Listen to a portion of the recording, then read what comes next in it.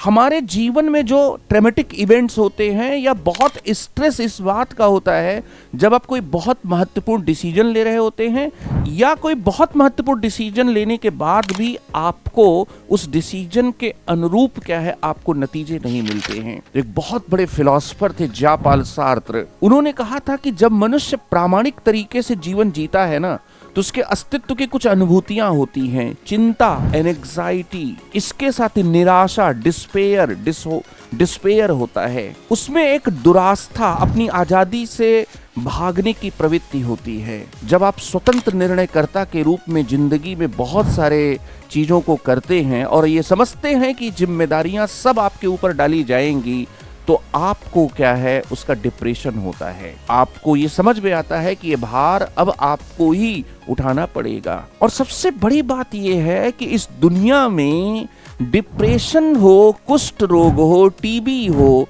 उसको लेकर उसे कलंक या लांछन की तरह देखा जाता है, स्टिग्मा है उसके साथ। इसलिए क्या भारत और क्या अमेरिका के राष्ट्रपति डोनाल्ड ट्रंप ने जब एलन मस्क के साथ उनका बिगाड़ हो गया तो उस बिगाड़ के बाद उन्होंने एलन मस्क के बारे में कहा कि वो तो डिप्रेशन का शिकार हैं और केटामाइन नाम की एक दवाई वे लेते हैं।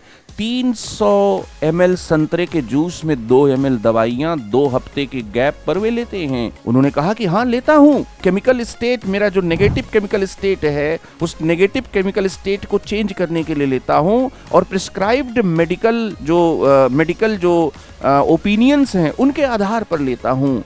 तो इसकी लोगों ने प्रशंसा की, लेकिन अप्रोच तो, एटीट्यूड तो वही है ना, स्टिग्मा वाला, जो अमेरिका में भी है तो भारत में भी इस प्रकार का दृष्टिकोण है। इस स्टिग्मा, ये जो कलंक वाली बात है ना, ये चीजों को चर्चा करने से रोकती है।